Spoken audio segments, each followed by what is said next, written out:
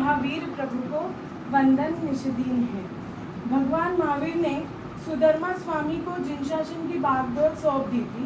भगवान महावीर ने सुधर्मा स्वामी को जिनशासन की बागडोर सौंप दी थी। उसके बाद श्री सुधर्मा स्वामी, जम्बू स्वामी इन्होंने पद संभाला। उसके बाद भगवान महावीर के 82वें पटदर व तथा हुकुम शासन के 9वें पटदर आचार्य प्रवर श्री 1008 रामलाल जी महाराज साहब के पावन चरणों में कोटिशा वंदन। आचार्य प्रवर रामलाल जी महाराज साहब के पावन चरणों में कोटिशा वंदन। उपाध्याय प्रवर श्री राजेश मुनि महाराज साहब के पावन चरणों में कोटिशा वंदन। आप सभी उपस्थित सभी को मेरा सादर जय जिनेंद्र। सभी को मेरा सादर जय जिनेंद्र। दुर्लभ चरण शरण मेरे वास चाहिए, दुर्लभ चरण शरण में मुझे वास चाहिए। मुझे नाम और गुरु, मुझे नाम और गुरु, मुझे नाम और गुरु दोनों राम चाहिए। मुझे नाम और गुरु दोनों राम चाहिए।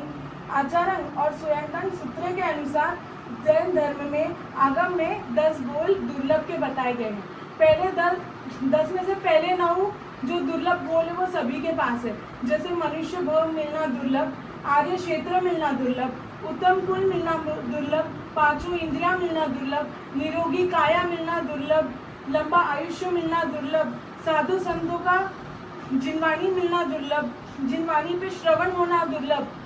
ये 9 बोल सभी के पास है। पर 10वां बोल जो है वो सिर्फ हमारी सिद्धि बहना के पास है, वो है मोक्षार्थ दीक्षा मिलना दुर्लभ।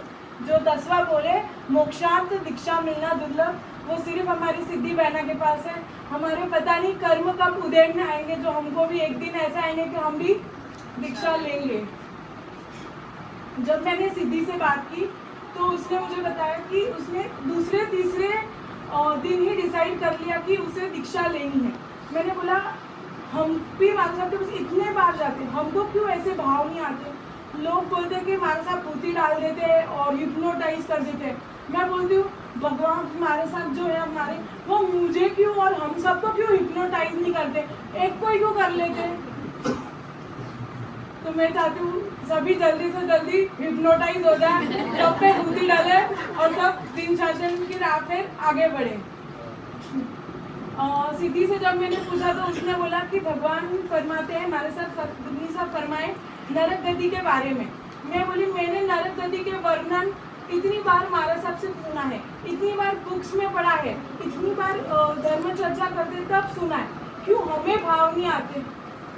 तो हमें मनुष्य धर्म जो दुर्लभ मिला है, हम पूरी कोशिश करें कि सिद्धि जैसा तो ना बन सके पर एटलीस्ट मैं कोशिश करूँगी कि मैं भी धर्म में आगे बढ़ूँ, हम सब भी धर्म में आगे बढ़े। किसी अगले भाव में या उसके अगले भाव में जब भी मनुष्य भाव मिले तो हम भी कोशिश करेंगे कि ज़्यादा से ज़्यादा पुरुषार्थ करेंगे, तो हमें भी इस भाव में नहीं तो एटलीस्ट अगले भाव में हमें भी ऐसी रिद्धि सिद्धि प्राप्त हो। और मैं मानती हूँ सिद्धि का तो ठीक है, वो अपने मन का कर रही है, उसका मन है, भाव है दीक्षा लेना, वो उसके खुशी के पथ पर है। पर मैं मानती हूँ ये त्याग जो है माता पिता का है, ये त्याग जो है उनके दादा दादी का है। आज उनके दादा यहाँ नहीं है, पर जहाँ भी वो है और अगर वो यहाँ होते तो उनको जितना प्राउड फील होता, मुझे लगता है यहाँ बैठे उनके दादी को तो होगा, पर उनके जो दादा के भाव होंगे वो शायद इससे कई गुना ज़्यादा होते।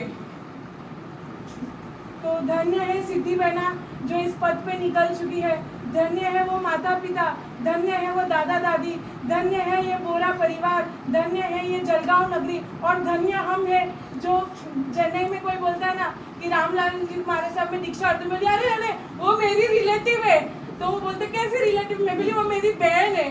तो सब पूछते कैसे बहन है? तो मैं बताती हूँ मेरे पापा है ना, उनके मामी सकी वो पोती, तो बोले दूर का रिलेशन है। मैं बोली हम जलगांव में ही रहते हैं, मेरी क्लोज है वो। तो कभी किसी को हम पे भी ऐसा गर्व हो और हम भी ऐसे खुशी से बोल सके अरे वो मेरी बहन है, वो मेरी रिलेटिव है, जो दीक्षा ले रही है वो मेरी है। तो सभी को ऐसा अवसर प्राप्त हो, जहाँ ये छोटे मुन्ने मुन्ने बैठे हैं सभी दीक्षा का लक्ष्य रखे। कैसा है ये त्याग कहो, कैसी है ये भक्ति कहो, गुरु राम को सौंपे निज रतन, कैसा है ये दान हो। कैसा है ये त्याग कहो, कैसी है ये भक्ति कहो, गुरु राम को सौंपे निज रतन, कैसा है ये दान हो। हाँ भक्ति का वरदान कहो,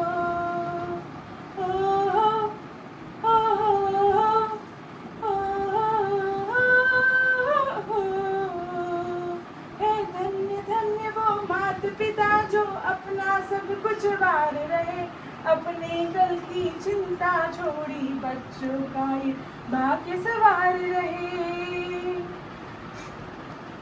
धन्य धन्य वो माता पिता जो अपना सब कुछ वार रहे, अपने कल की चिंता छोड़ी, बच्चों का ये भाग्य सवार रहे।